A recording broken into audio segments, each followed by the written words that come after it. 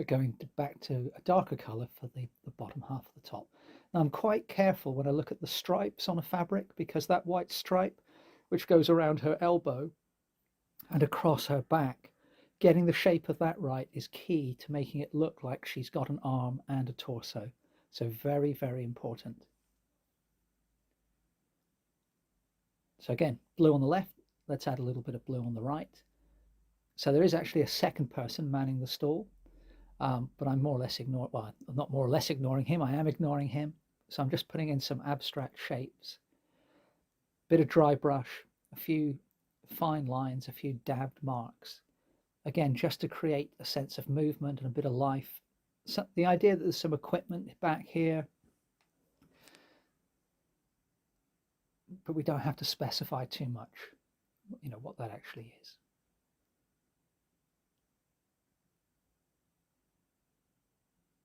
So using that blue as a shadow color now on that billboard, and then using it now to draw in the edge of the billboard and draw in the second barrel, and then add in just a little hint of a second billboard as well. So we've done two of the primaries, we've done red and we've done blue. So now let's go and do the yellow version of what we've just done.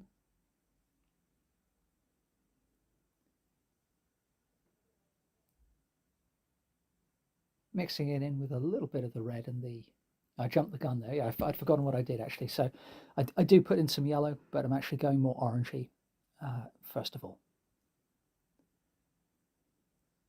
Now the lady's bag is in the reference. I can't remember whether it's black or dark blue, but it's pretty dark anyway.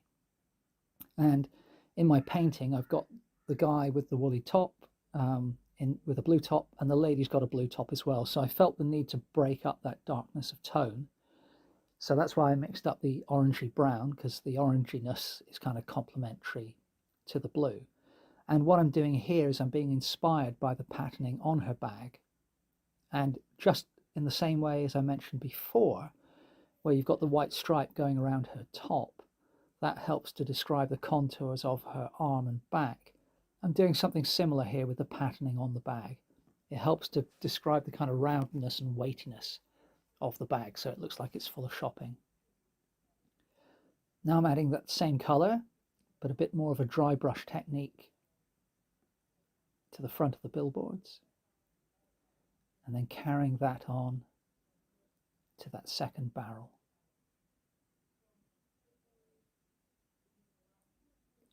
Now we're coming in with the yellow. So this is cad yellow. Bright burst of yellow for the blonde hair of the lady on the left, and the scarf, or whatever it is that she's wearing. I think it is a scarf.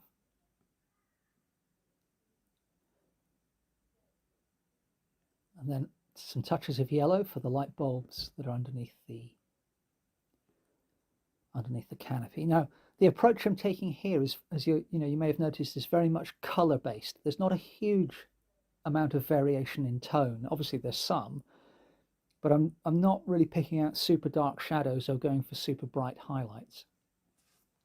And the idea of this is that, as mentioned before, it's almost an abstract arrangement of just shapes of color, but my hope is that as a whole, it looks like a busy market scene with people standing round. So just balancing out the yellows in the composition now. So you can see with this technique, using the acrylic, you can block in very efficiently and quickly quite a lot. Okay, so now I can move to the background. I'm just wetting the paper with clean water, and now I'm going to come in with my watercolors. So this is some violet out of the tube, mixed in with a bit of blue from the pan. And so it's a wintry day. I'm exaggerating the colors. It was a pretty grey sky, but there was a hint of purple in the sky. So I'm just sweeping in a nice clean watercolor wash to establish the sky in the background. And what I find is it's fairly easy to trickle a watercolor wash around the established figures that I've got there. I have let the acrylic dry for about half an hour, by the way. And one of the reasons, so going back to my sort of key point for this video, why paint the foreground first? Why not do the background first? Well, I kind of like doing the foreground first as well for a couple of different reasons. First of all, if convention says to do things one way in art, then I think it's a really healthy, creative thing to do to try and reverse that, if only to find out the problems you might encounter by not doing it the conventional way. So typically I will learn something by going in the opposite direction. Equally, I may discover a new technique that I really like and is very powerful. But the reason I particularly like it for this style of painting is I'm taking the approach of painting what I feel is most important for the painting first. So for me, that's the people. And then having done that, I'm no longer too tempted to be overly influenced by my reference photo. And I now start to think, okay, where can I place the skyline and these buildings within my painting, which is going to enhance the composition that I've got, because I want to create some kind of feeling that we're in the city of Bath, but I'm not interested in, somebody being able to geotag it and say, oh, they were definitely standing right there. So I put in my my sky wash, and that's still wet.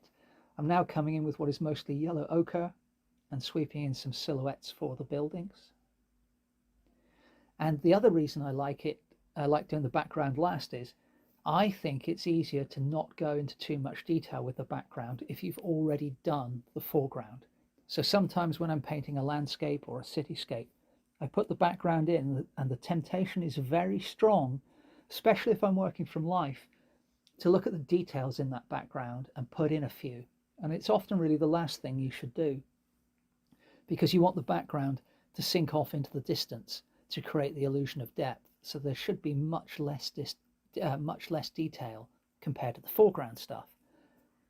So what I find here is I kind of feel, well, I've done my foreground, I've done most of the work. What few touches do I just need to add to create a sense of space and an environment? And for me, I just really like the way it feels when I paint in this way, do things in that order.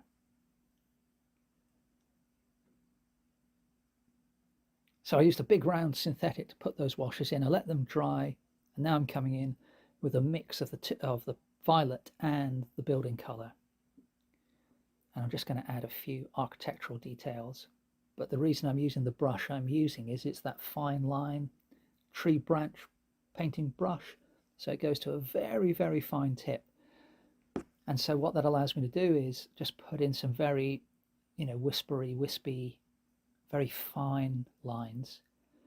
So the details I will add will hopefully be enough to make these shapes convince as Georgian buildings, but they won't be enough to detract from the bolder lines and the bolder shapes in the foreground.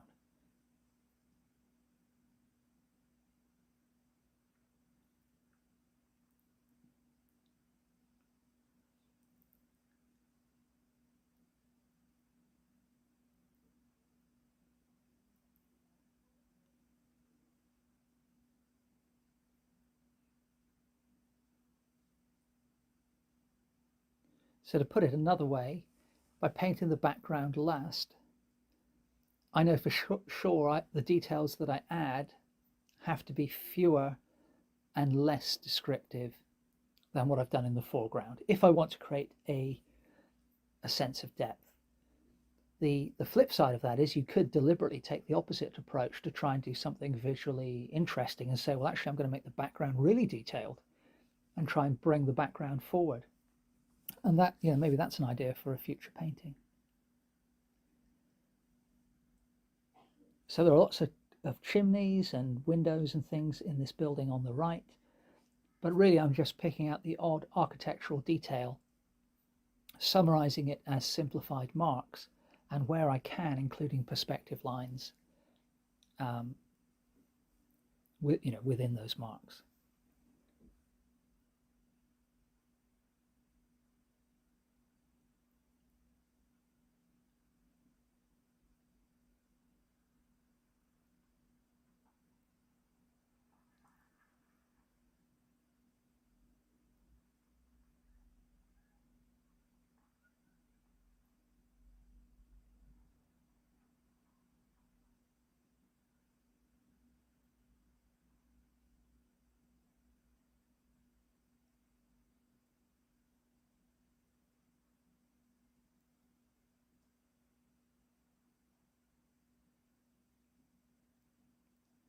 Now, having added the buildings in, I'm making use of some of the shapes that have naturally occurred with the bottom of the wash, and I'm using where I've got that pale patch of color. I'm just going to pop in a head at the top of that and then use the top edge of that pale patch as the beginnings of a shoulder.